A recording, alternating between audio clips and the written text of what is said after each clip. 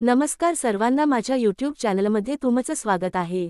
मी आज तुम्हाला छान अशी गोष्ट सांगणार आहे, पण ती ऐकण्यापूर्वी माझ्या चॅनेलला सबस्क्राइब करायला विसरू नका। चला तर मग करू या गोष्टीला सुरुवात। साधू आणि कुत्रा, निस्वार्थ प्रेमाची गोष्ट। पुरातन काळात एका घनदाट जंगलात एक महान साधू तपश्चर्या करत होता। त्याचे नाव ऋषिराज होते। तो अत्यंत ज्ञानी, दयाळू आणि निर्व्याज होता।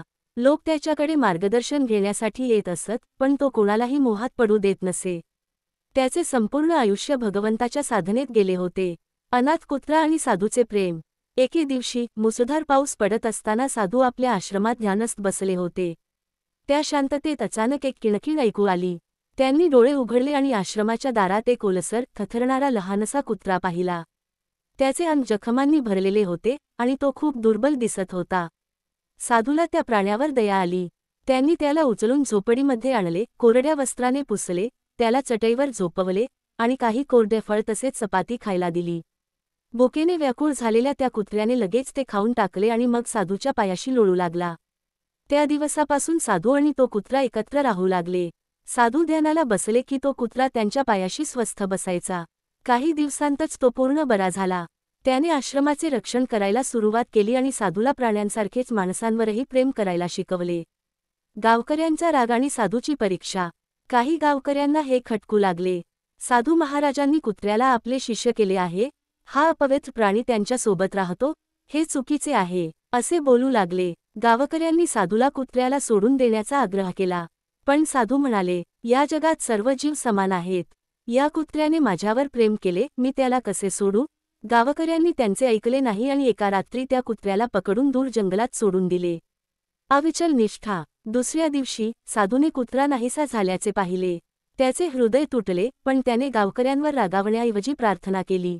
आश्चर्याची गोष्ट म्हणजे 3 दिवसांनी तोच कुत्रा आश्रमात परत आला। तो अशक्त दिसत होता, त्याचे पाय जखमी झाले होते, पण तरीही तो शेपटी हलवत साधूच्या पायाशी येऊन लोळला। हे पाहून साधूचे डोळे पाणावले। त्याने गावकऱ्यांना बोलावले आणि म्हणाले, हीच खरी निष्ठा आहे। माणसे एकमेकांना फसवू शकतात, पण हा कुत्रा, जो काहीच बोलू शकत नाही, त्याने आपले प्रेम आणि विश्वास दाखवला आहे। जोपर्यंत मी जिवंत आहे, तोपर्यंत मी याची काळजी घेईन। गावकऱ्यांनाही आपली चूक समजली आणि त्यांनी त्या कुत्र्याला स्वीकारले। मोक्षाची वेळ आणि देवाची भेट। काही वर्षांनी साधू वृद्ध झाले। त्यांनी आपली संपूर्ण साधना पूर्ण केली आणि अखेर त्यांना मोक्ष प्राप्त झाला। भगवंताने त्यांना दर्शन दिले आणि म्हणाले, ऋषिराज, तू महान तपश्चर्या केलीस, तुला स्वर्गात स्थान मिळेल, चल माझ्यासोबत ये। पण साधू म्हणाले, भगवंता, मी या कुत्र्याला कधीही सोडणार नाही। तो माझ्यासोबत असेल तरच मी स्वर्गात येईन। हे ऐकून भगवान प्रसन्न झाले आणि म्हणाले, तुझ्या निस्वार्थ प्रेमामुळे आणि त्याच्या अखंड निष्ठेमुळे मी तुम्हा दोघांनाही मोक्ष देत आहे। आणि त्या दिवशी एक महान साधू आणि एक सामान्य कुत्रा एकत्र मोक्षाला गेले, अमरत्व प्राप्त करून। गोष्टीतून शिकण्यासारखे। 1. प्रेम आणि निष्ठा जाती, धर्म, उच्च नीच पाहत नाही। 2.